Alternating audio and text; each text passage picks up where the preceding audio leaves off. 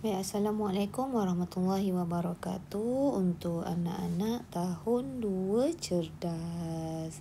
Sihat semua? Okey, cikgu harap semua dalam keadaan yang sihat. So, hari ini kita sambung lagi tajuk pembelajaran sains kita iaitu tajuk campuran.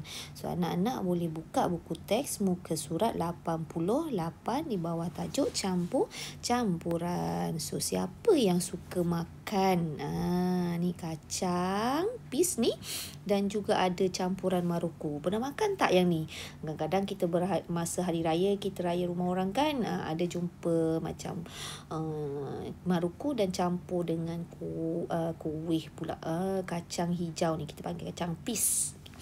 Ada orang yang boleh makan kedua-duanya sekali dan ada orang yang tak boleh makan kacang. Ada orang tak suka makan kacang, ada orang yang tak suka makan maruku tapi dia minat makan kacang. So, hari ini kita belajar macam mana nak mengasingkan campuran. Ada beberapa kaedah yang boleh kita gunakan untuk mengasingkan campuran. Okey, kita tengok satu persatu. Anak-anak sambil mendengar penerangan saya, boleh rujuk buku teks muka surat seterusnya iaitu muka surat 89. Ada cara untuk mengasingkan campuran tersebut.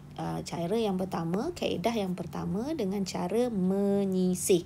Apa dia cara menyisih? Kita boleh sisihkan atau ketepikan ataupun asingkan maruku dan kacang tadi tu. Okey, bila kita ada yang tak suka makan maruku tapi dia suka makan kacang. Susah nak pilih-pilih, so kita asingkan dulu dengan cara menyisih campuran tersebut. Okey, kenapa maruku dan kacang tersebut boleh diasingkan dengan cara menyisih? Sebabnya maruku dan kacang tadi tu mempunyai saiz yang sama besar ataupun lebih kurang besarnya dan bentuknya yang berbeza. Maruku bentuknya panjang-panjang, kacang pis bentuknya bulat-bulat. So, kita senang untuk mengasingkan campuran tersebut dengan cara menyisih. Apa dia? Dengan cara menyisih. Contoh lain, contoh lain, makanan lain ataupun campuran lain yang kita boleh mengasingkan makanan lain dengan cara menyisih ni ialah antara bawang apa? Bawang kecil dan bawang putih. Dua-dua jenis bawang, tetapi bawang kecil bentuknya yang berbeza dengan bawang putih, saiznya lebih kurang sama besar. Okey, contoh lain tadi tu contoh yang pertama. Contoh yang kedua, yang makanan lain ataupun campuran lain yang kita boleh asingkan dengan cara menyisih ialah, saya bagi contoh, kalau awak pergi ke kenduri kahwin, pergi jemputan, awak biasa dapat satu goodies untuk kanak-kanak. Kadang goodies tu dalamnya ada apa? Ada coklat, ada gula-gula dan ada sumi. Okey, so campuran tersebut, campuran gula-gula,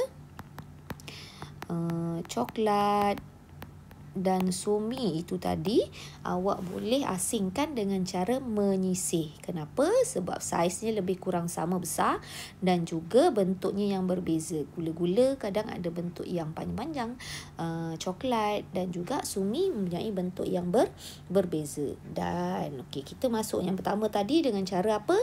Menyisih. Okey, yang kedua, situasi yang pertama ni, dia nak menunjukkan cara mengasingkan campuran bagi kaedah yang kedua.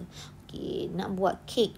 Mak dia nak buat kek. Ada pelbagai bahan dekat atas meja ni. Contohnya apa? Contohnya ada tepung, ada telur, ada tepung, ada mentega, ada kismis. Okey, so mak dia nak buat apa? Kek hari jadi untuk ayah.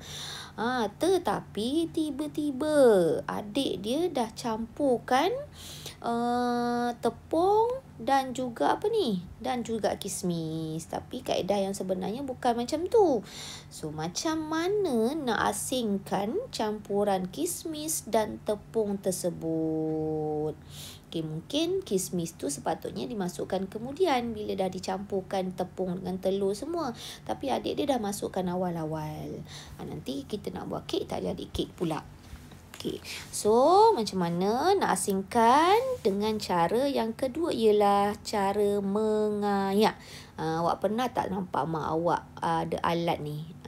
Alat ni dinamakan ayak. Ayak tepung.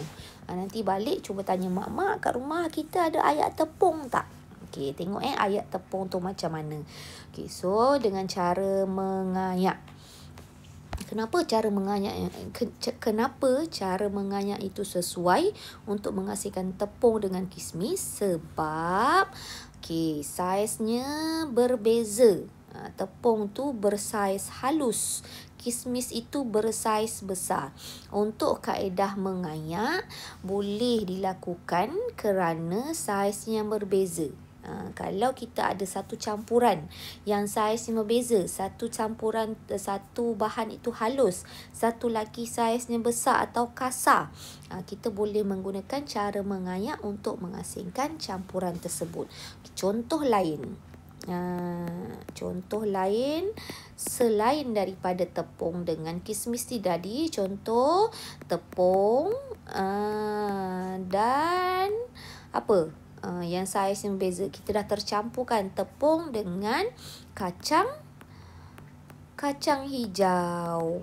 Tepung tu halus, kacang hijau saiznya besar. So, kita boleh mengayak campuran tepung dan kacang hijau tu tadi. Tepung akan jatuh daripada ayak ni, dan yang tinggal di dalam ayak itu adalah kismis. Tepung akan jatuh masuk dekat dalam mangkuk kat bawah yang kita dah sediakan, dan kismis kita boleh asingkan dengan mudah. So, kaedah yang pertama tadi apa? Ingat balik semula. Kaedah yang pertama ialah menyisir. Kaedah yang kedua ialah mengayak. So, kita dah ada dua kaedah untuk mengasingkan ataupun mengasingkan campuran. Kaedah yang seterusnya, kita tengok situasi yang kedua pula. Ada beberapa orang budak sedang bermain. Buat apa ni? Buat istana pasir. Okay, ada istana pasir. Ada apa dekat sini? Ada apa dekat sini? Ada klip kertas. Tiba dekat di tengah buat istana pasir, ada kotak klip kertas terabur dekat pasir tersebut. So, macam mana nak asingkan? Kita tak nak ada klip kertas itu. Kalau terpijak, tercucuk tangan, luka. Okay. So, kita boleh yang ketiga ialah dengan kaedah menggunakan magnet. Menggunakan magnet. Kenapa kita boleh gunakan magnet? Siapa tahu? Angkat tangan. Kenapa kita boleh gunakan magnet nak asingkan klip kertas dengan pasir tersebut? Kita tak gunakan ayak. Okey. Dengan kaedah mengayak tadi. Okey, kenapa kita gunakan magnet? Kerana apa? Kerana apa? Siapa tahu? Angkat tangan. Boleh jawab. Kerana magnet boleh menarik klip kertas. Kerana klip kertas ialah bahan yang diperbuat ataupun objek yang diperbuat daripada bahan logam. Okey, kalau bahan satu bukan logam, satu bahan logam, kita boleh mengasingkan campuran tersebut dengan kaedah menggunakan magnet. So, dah ada 3 dah kaedah mengasingkan campuran. Yang pertama tadi menyisir. Yang kedua apa tadi tu? Ingat tak yang kedua? Nak asingkan tepung dengan kismis, kita guna kaedah mengayak. Dan yang ketiga ni tadi menggunakan magnet. Okey, ada lagi tak? Ada. Okey, kita tengok kaedah-kaedah yang keberapa? Yang keempat. Okey, situasi. Berdasarkan situasi ketiga ni kita tahu kaedah yang keempat macam mana. Okey, situasi 3. Dia beli apa ni? Tak sabar nak bela ikan mas ni. Dia beli ikan mas dekat kedai ikan lah. Okey, takkan dia beli ikan emas dekat kedai basikal. Mana ada jual kan? So, dia tengok. Dia keluarkan akuarium dia. Dia kata apa? Alamak, akuarium lama ni dah kotor lah. Banyak campuran pasir dan juga serpihan kayu reput. Ada pasir, ada kayu reput semua dekat dalam satu akuarium. Dia nak cuci, nak bersihkan. Dah bercampur-campur. Susah. So, macam mana nak asingkan campuran batu dan serpihan kayu reput? Kita guna kaedah apa? Dengan cara mengapung. Macam mana cara nak mengapungkan tu? Kita letak apa? Masukkan air dekat dalam akuarium tersebut dan kacau. Dan nanti kita tengok ada bahan ataupun objek yang boleh apa? Terapung. Seperti apa? Serpihan kayu. So, bila bahan serpihan kayu tu dah terapung, bolehlah kita ambil dengan mudah. So, kita dah boleh asingkan antara apa? Campuran batu.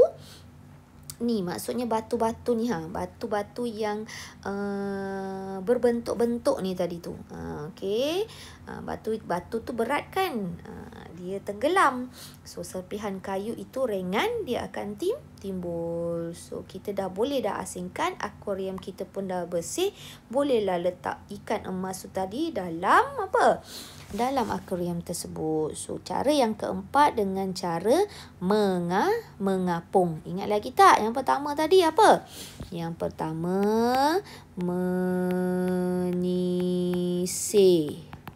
Okey, yang kedua apa? Mengayak.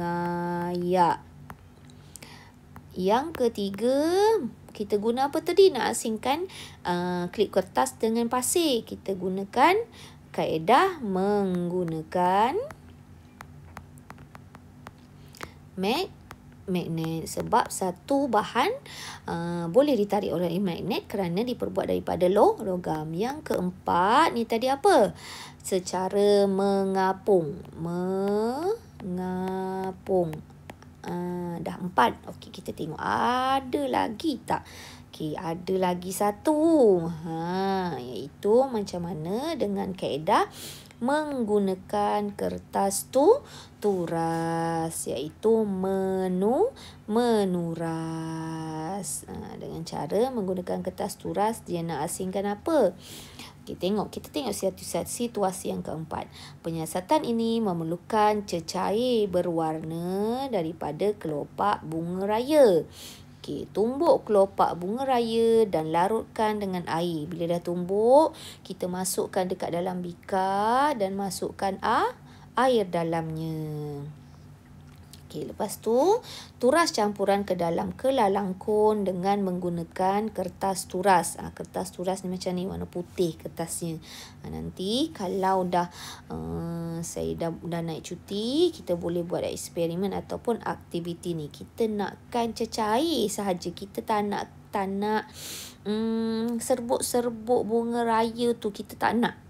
Kita tak nak serbuk-serbuk bunga raya. Kita nak cecair warna merah saja. So, kita turas. Apabila kita tuangkan ni, larutan bunga raya ni tadi, ada serbuk-serbuk bunga raya. So, kita gunakan kertas turas. Ini namanya apa dia? Kertas turas. So, kita tuang serbuk bunga raya tu tadi tertinggal di atas mana?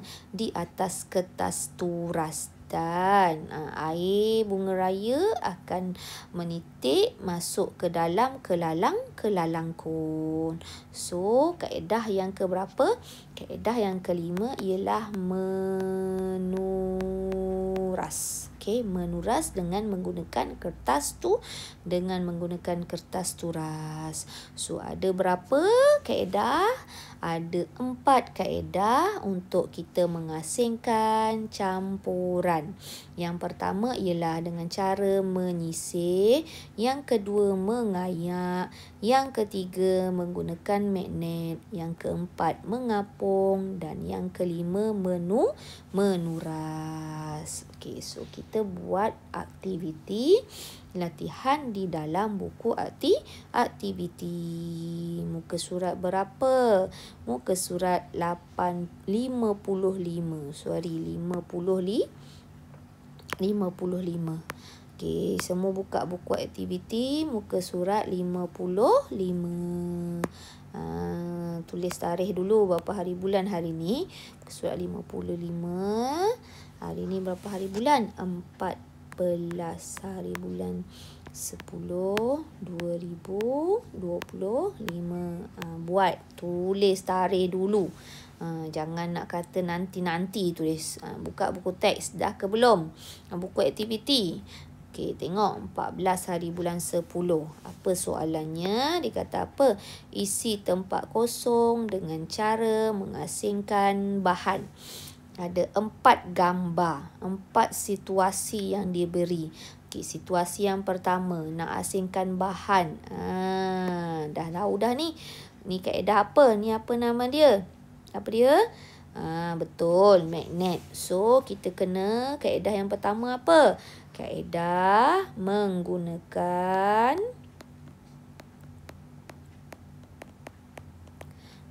apa? Magnet.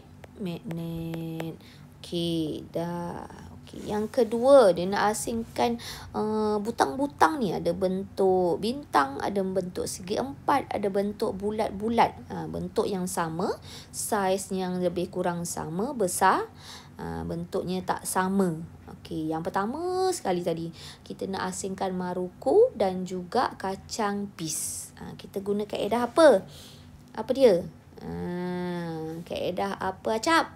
Acap datang tak hari ni? Kaedah apa, Nuha? Okey, kaedah apa? Menyisir.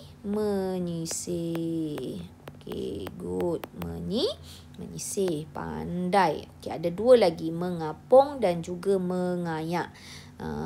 Kita tengok ni ada bika ni, ada apa agaknya ni? Dekat atas ni habuk kot ke apa? Nak asingkan dengan tanah, batu kat bawah ni. Okey. Dengan kaedah apa? Bila kita letak air. Bila kita letak air dalam satu bekas, nak asingkan 2 benda, maksudnya ialah apa? Menggunakan kaedah. Nias ada tak hari ni? Nias ada. Ahmadi, apa dia Ahmadi? Okey, mengapung. Pandai. Okey, mengapung. Dan akhirnya yang keempat iaitu kaedah apa? Mengayak. Nampak dia guna alat ni kan? Apa? Ayak. Ayak tepung. Mengayak. Okey, pandai. Okey, so itu sahaja untuk hari ini. Kaedah mengasingkan campuran. So nanti untuk aktiviti yang hands on-nya, tunggu saya habis cuti. Okey, itu saja anak-anak. Selamat belajar. Okey, Assalamualaikum warahmatullahi wabarakatuh.